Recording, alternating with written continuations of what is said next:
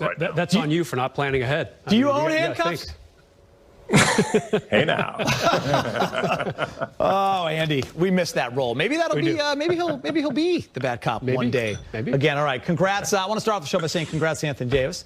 He gets selected as an All-Star. That's his 8th time, by the way. So that's really cool. We'll get to that later in the show. But of course, we got to start with the Lakers losing their 3rd straight game. They led by as many as 17 in the 3rd quarter against the Wizards, and from then on it started to unravel. Check this out. This is from the 9:24 mark in the 3rd, the rest of the way. They're outscored by 20, 74-54. The Wizards, +9 in free throws made, and how about that number? 12 turnovers down the stretch for the Lakers. Afterwards, Kyle Kuzma discussed the brutal loss. Obviously, there's no excuses. You don't want to lose to a, under 500 team like that. But this is the NBA, and everybody can win at any given moment. So, for us, we have to just figure it out. Just a little bit of adversity. We've had a lot of adversity over the past year and a half with this ball club, and it happens. It's life. It's all about not getting kicked down, but trying to get back up. And, we'll figure it out. Because you guys were so good to start this year, how have you guys figured out losing? Like, is it a group that locks in more? Is it a group that... Honestly, if I had a way to take the answer, man, then we wouldn't be losing, man. We're losing some tough games. It's a lot of different things. That comes down to losing a game. Look at the game like we played against Brooklyn. We dug ourselves too deep in the hole to fight back and, try to build out of it. And, tonight we had a nice amount of lead. We played around with the game a little bit. They kept fighting and willing and, started making shots, and they ended up, beating us in a tough overtime game, man. So many different ways and many different things you can look at to, take from each game. I don't really think you lose any game the same exact way, really. But like I said, man, it's a growing process, man.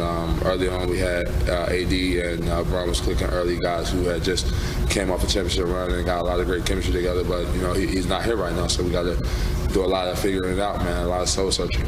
It's a challenge for us. It's a little adversity. I mean, the injuries and things that's going on with our team, and obviously AD being so, he's a big piece of our team. I mean, a huge piece of our team. And then you add Dennis not being out there, another ball handler, another scoring guy, another commander of our offense and our defense. It's a big blow for us. So, we're in a rough patch right now, but we'll figure it out. That's for sure. I want to remind you guys before I ask this question. Detroit was not a fun loss in Detroit, but it was in the middle of a road trip, back to back. The Warrior game at home, MLK, 17-point lead.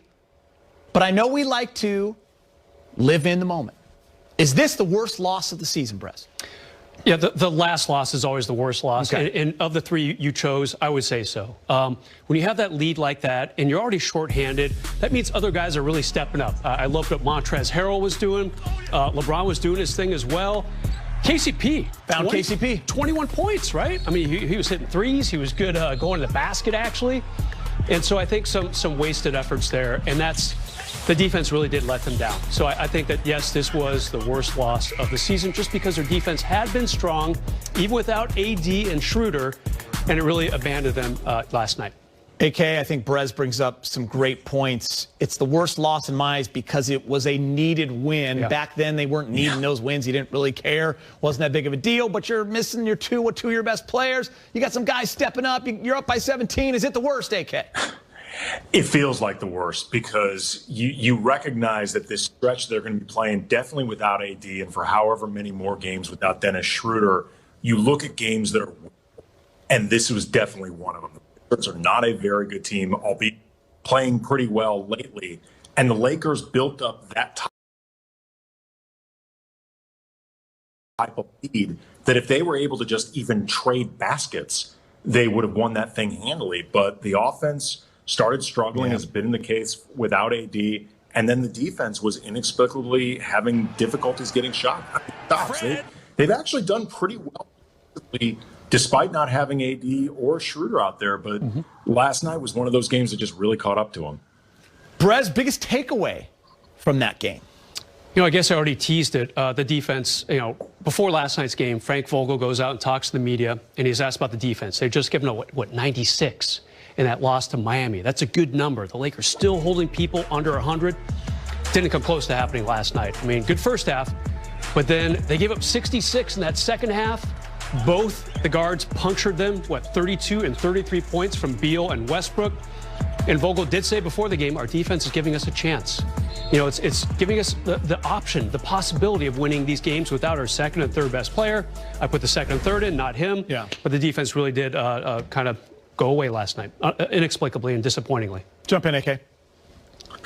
To me, it's fatigue. This team is exhausted right now, especially LeBron. And he may insist that he's not tired. He may insist that this is just mind over matter, that it doesn't matter if he's 36, 18 seasons in, over 60,000 regular season career minutes. I will respectfully disagree. His shooting percentage from behind the arc has plummeted over the last 10 games. His turnovers, he's pushing nearly 5 per game. His decision-making at times, whether as a passer or some of the shots that he's going for, I think are suspect and out of character. And it's because he's exhausted. And I mean, all people in real life, when you are tired, you often make bad decisions. You get grouchy, you get out of character. This whole team desperately needs rest. Yeah, biggest takeaway for me was Dennis Schroeder, guys. And I think you both bring up some great points. But that game he played with AD out, 24 points, he's right there to be the number 2. And you guys both hit on the head. He struggled defensively. He's a big part of that on the offensive end, going in all those ruts, huge stretches without anybody being able to create outside of LeBron James. He would have been that guy. All right, it doesn't get any easier, by the way, for the Lakers. Up next, it's the Jazz on Wednesday. Then 3 games at home. Dame comes to town on the Blazers. You know how well Portland plays here. And then it's Steph Curry and the Warriors. And then it's the Phoenix Suns, who are having a great year. Devin Booker and Chris Paul. They finished the first half of the schedule against the Kings. March 3rd, 4 of those teams currently in the playoffs. Jared Dudley spoke with the media on Monday and let it be known that the players are very aware of the other top teams in the league. Any player ever tells you they don't look at other teams, they be lying to you, okay? That's the first thing. We look at everybody. You respect everyone, and so Utah kind of reminds me of that year that Atlanta had. Remember Atlanta, how, I think they, won close to almost, 55, 57 games, and the thing about 60, right? Yeah, 60 games. I would say the difference is they got a little more star power. Donovan Mitchell play, to be able to break down defense. Atlanta didn't have that. Rudy Gobert, how the way he protects the paint. Atlanta didn't have that. I think Boban, I think they're the one team they kept everyone back, right? Their chemistry level of all starters coming back. They added Favors. Favors is basically a Utah guy as it is. How many years was he there? So they didn't lose anything. Guys got a little bit better. They've been a little bit more healthier. And they're a force to be reckoned. You saw the way they play with the Clippers, and you see how they are. And so I would be shocked, though, if they don't hit a little skid here where, when it comes to games and people missing games and you lose 2 out of 3. And then that's really the biggest thing is how you deal with adversity. That's what I've noticed so far about a championship team. Where I remember last year we lost 4 in a row. There was no panic in here. No one. The locker room's still loud as could be. Guys are still confident. So we definitely take a look at that. You got to take a look at Brooklyn and their 3 stars and what they've played, and the way Joel Embiid and Doc Rivers out there in Philly. You definitely take a look at that of how Embiid's getting the ball 75% of the time, and there's no other player like Embiid in that low post getting doubles and getting fouled to the free throw line. So, and you still have the Clippers and you still have Denver here. So it's definitely going to be a handful. Everyone knows here in LA it's always hard to repeat, but I think guys are up to the job, and hopefully after this little break we'll get our second win. Some honesty there from Jared Dudley talking about the top teams in the league and that the Lakers are well aware of who those teams are. The Jazz are one of them, and he hit it on the head. It's consistency. Coach, players, system, never a panic, and here they are once again. But this time, guys, they're ridiculous, 21-2 in their last 23 games. Brez, they got the best record in the league. They're a contender. They got a top 3 offense and defense, kind of like the Lakers did last year. What kind of jumps out at you when you watch them? There's almost a story for every guy on that team. You got the Mike Conley resurrection year. He's been injured the last couple of years, kind of ineffective. He's playing great. Bojan Bogdanovic didn't even play in the bubble because of a season-ending wrist injury. He's come back strong. Our friend Jordan Clarkson, he might be 6th man of the year. He had 40 points off the bench last week. And, of course, their big 2 haven't even got to them yet. Rudy Gobert and Donovan Mitchell, both all-stars. Yeah. Donovan Mitchell, he's dialed it up another level. He's hitting threes left and right. He's really worked on that part of his game. He's really honed his craft behind the arc. And, of course, Gobert, for my money, the best rebounder, shot blocker in the NBA. It's funny, Andy. You think of the Jazz, you think of that slow down, methodical, grind you out, beat you up defense. They hit like 28 threes last night. That's no longer the case. Crazy. Yeah. They're just a really well-rounded, versatile team. They can beat you in a lot of different ways, like you said, Geeter, on both sides of the ball. It also feels like, too, they had a lot of chemistry issues last year. Once the pandemic hit and everything stopped, there was that very well-documented rift between Donovan Mitchell and Rudy Gobert. And it seems like they got a lot of stuff out on that team. And, everything has been just out in the open now, and it's been put behind them, and they're better for it. And that's great for them, but that's not great for the Lakers as a team that's going to be looking to face them shorthanded. So other than the Jazz, what team do you guys see as the biggest challenge to close out the first half of the season here? You're going to have Dame coming into town with the Blazer team that always plays well here. You got Devin Booker and Chris Paul and the Phoenix Suns, who are, fourth right now and right behind the Lakers. And then you're going to have a Kings team. No one really, thinks about them too much. That's going to be right before you go on break. And you're going to have Steph Curry and the Warriors. Yeah. Did you mean to say an angry Devin Booker? Angry Devin Booker. Snubbed from the All-Star game. I don't quite understand it. I think Phoenix is that team that might give the Lakers some issues. Phoenix, by the way, they're in fourth place, but only a game behind the Lakers and Clippers. They are right there behind those guys. I don't even know where to start with these guys. One All-Star, Chris Paul, obviously, he's been there for a long time. Devin Booker probably should have made it too. We're starting to see some good stuff from DeAndre Ayton. He's starting to show why he was a high pick. I just like this team. I mean, it's young, it's fun, and it's going to cause some problems. Maybe Schroeder's back by then. Obviously, AD will not be. Yeah. What about for you, AK? It's actually also Phoenix as well. Yeah. I think everything Brez laid out, and DeAndre Ayton, he's never going to be Luka Doncic, but he's averaging a double-double, and he's a really productive player. Mikal Bridges is a quality, underrated, under-the-radar piece of that team. And also for the Lakers, it's the worst combination of quality opponent and end of the schedule before the break, where they are likely going to be running on fumes. Chris Paul is going to be up for a game against his close buddy, LeBron, and he's shown just time and time again what he can do transforming a team's culture. This is going to be a really difficult game, and it matters a lot in the standings because, like you said, they're only one game behind the Lakers. This can swing things pretty big. You know what? Our director, Brian Bergen, one of our camera operators, Sonia, they are huge Phoenix Suns fans. They're from there. We've been laughing at them for 8 seasons. They've been at the bottom of the standings. We don't even care about them. We make fun of them. You know what? This is their time. I'm happy for them. They have a good team. Enjoy it. All right, and some more somber news. Tuesday morning, Southern California native and professional golfer Tiger Woods was injured in a single car crash in Rancho Palos Verdes. The injuries were reported to not be life-threatening, but surgery was performed after he suffered multiple leg injuries, according to his agent, Mark Steinberg. And of course, the entire sports world getting involved in social media and tweeting out their best wishes. Magic Johnson, everyone to pray for a speedy recovery, asking everyone to send the prayers out to Tiger Woods. Also, former Laker JaVale McGee as well, praying for Tiger Woods.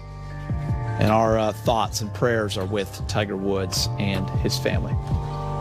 Still to come, we're talking. Or if I'm not feeling well, then we can look at it then. But I have nothing but honest people around me. But I'm also honest with myself as well. And, me having the love for the game and me being able to be available to my teammates is more important than anything. I'm not pushing myself. I wouldn't say that. I mean, I'm going out and I'm playing the game. I mean, I'm doing my job. I'm trying to do it at a high level. But that's been a narrative around the league. I've never asked for time off or time throughout the season. And it's grown to a point where, it's not even coming from me anymore. It's just like, okay, well, what LeBron should take time off, or why is his workload at this? I've been hearing it for 5, 6, 7 years now, and I'm still, going strong. So I don't need a handout. I'm not looking for a handout. I mean, my job is to go out when I'm available, when I'm healthy, to go out and play, and that's what it's all about. So you heard it right there from LeBron, and listen, this is a hot topic in Lakerland, and he just said it's been a hot topic for 6 or 7 years. And there are people that'll say, hey, appreciate it, and you love that he wants to get out there every night and help his team. And then there's others that are like, wait a second, he's 36. He shouldn't be leading the league in minutes in the month of February. Rest him. So what's the solution, AK? What do you want to see? I mean, in a perfect world, I would love to see LeBron get some rest, or at minimum, just see his minutes reduced. And, whether that means finding other guys to replicate what he does, or, being willing to potentially risk some losses, which right now, frankly, are happening anyway.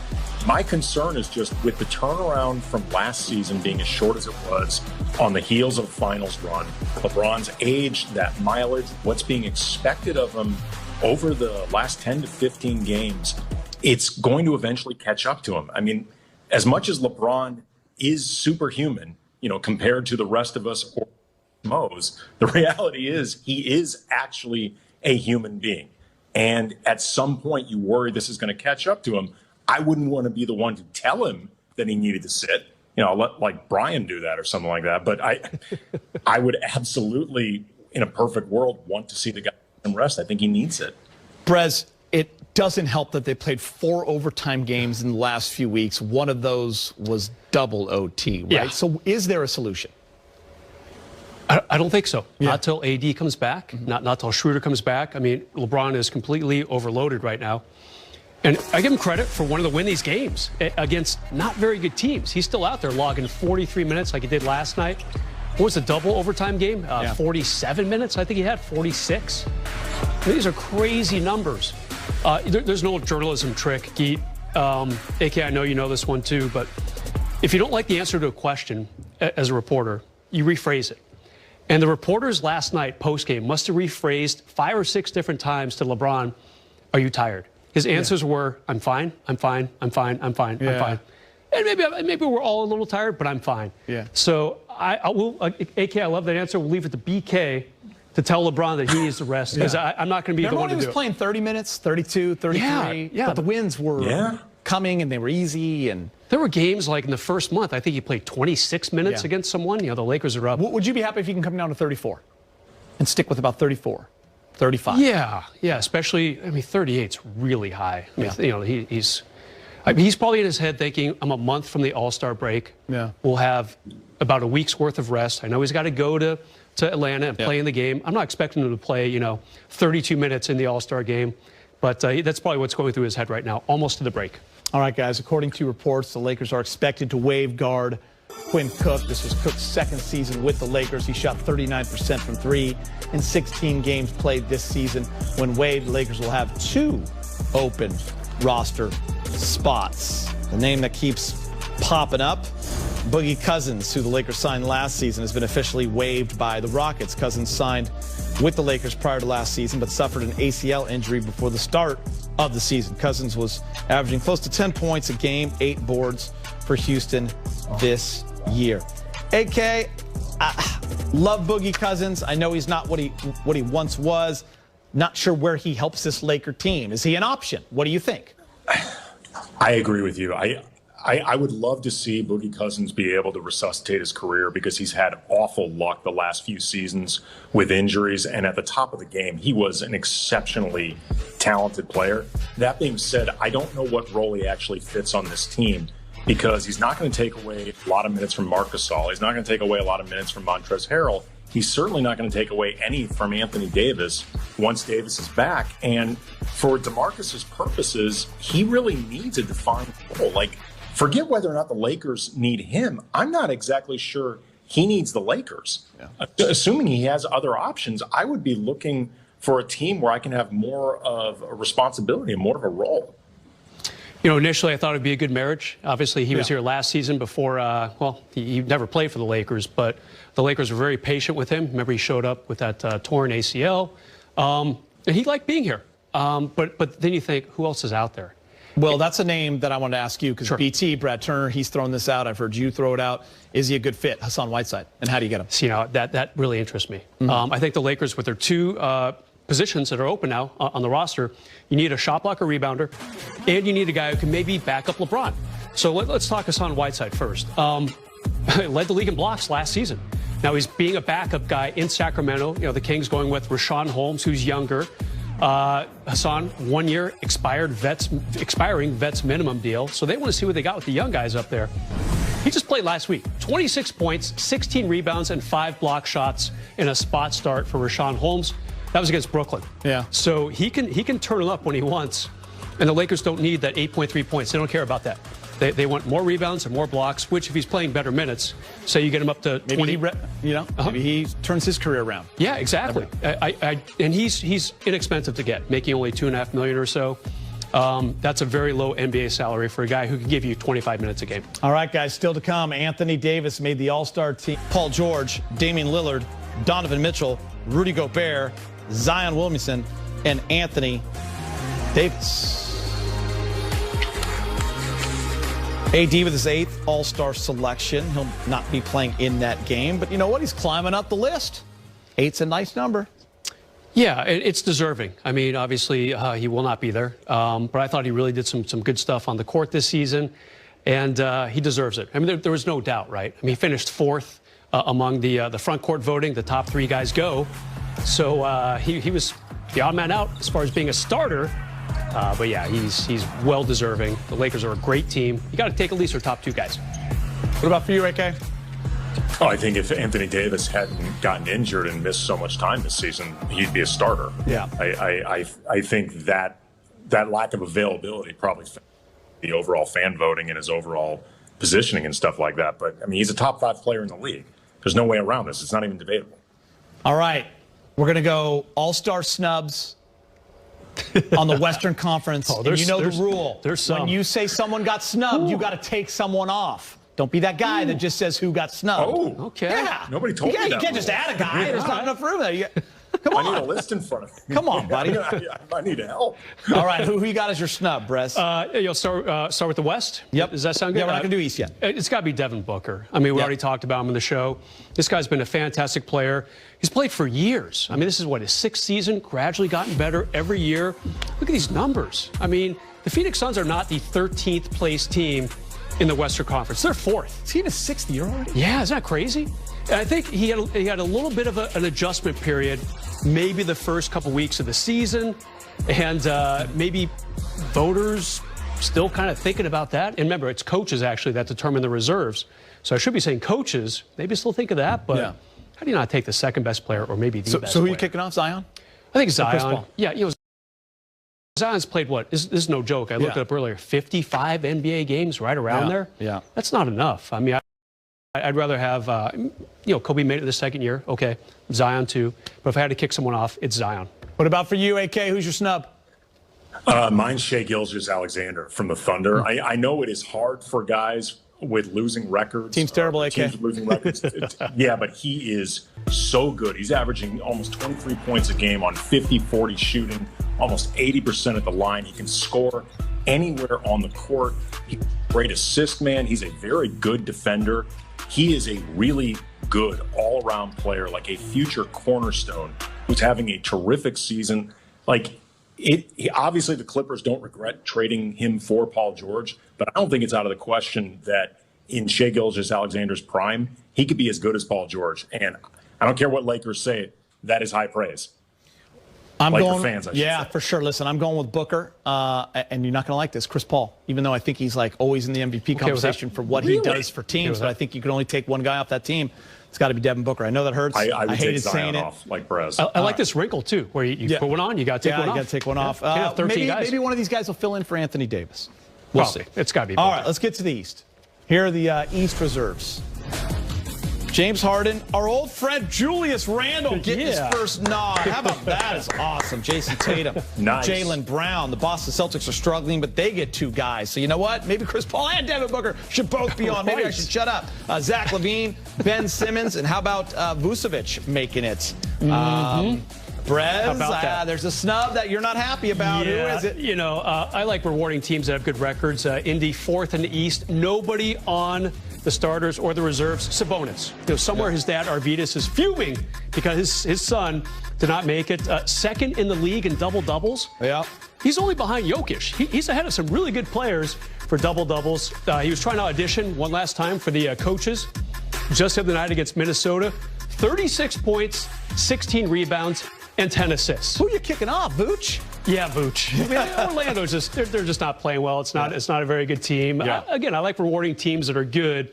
I understand there's good players on bad teams. Bradley Beal deserved to be in this game. Maybe not as a starter, but yeah, Vooch is gone. He deserves to be in this game. Yeah, he does. Bradley Beal. Yeah, 100%. But the team's terrible. AK. I'm going Trae Young. I mean, too. this game it's supposed to be pure entertainment. It is meaningless other than exhibition. How do you leave off a guy averaging almost 27 points a game, almost 10 assists? He throws slick, no-look passes. He's pure fun. That's all this game is supposed to be, and it's in Atlanta. How do you leave a Hawk off That's this a great roster? call. It's hard enough to get Atlanta Hawks fans excited about stuff as it is. He's the 8th best scorer in the league at 28 a game, and he's third in assists. He's third in assists, and he got left off. Plus, again, this whole thing is just supposed to be fun. Take one of the not fun guys off. Like, take Prez is Vucevic right. off. Get Vooch out. Yeah, Vooch. He's a good player. Get He's not Vooch out, and Trae Young and Sabonis go one-on-one. There you go. That's what I'm talking about. Trey's probably going to win that one. Yeah, it's true. I'm with you guys. Yes, he will. Sabonis got him down. I'm going to change my vote. Yeah, AK, good argument. Listen, both guys definitely deserving, no doubt about it. All right, King James with his biggest snub, and he agrees with Prez. Devin Booker, most disrespected player in our league. Simple as that. By the way, he followed up with Dame Dalla, number 2. Media all-star darling Jared Dudley agreeing. No, we're not doing that, but Dudley agreed that Devin Booker. Yeah, it's hard not to. But we're not doing that. Yeah, that's an oversight. Montrezl Harrell had his best game offensively for the Lakers and lost to the Wizards. 26 points, 9 rebounds while shooting 10 of 17 from the field. He was subbed out with under 7 minutes left in the fourth quarter, did return. Here's Trez on not playing down the stretch. It's not really up to me, man. I just do, what he's asking me to do, man. When I'm out there on the floor, the minutes that I'm out there on the floor, I go 110%, give him my all until that whistle blows and, my sub comes to the game. As far as, closing out this game, like I said, that's neither here nor there, man. So. Hey, Frank, was there any consideration to putting Trez in at the end of the game? Yes. Given the, what was the choice there? Yeah, for sure. But Robin Lopez is huge, and like I said, they have two dominant offensive players having huge nights, and we want as much size that we could get at the rim for defensive purposes.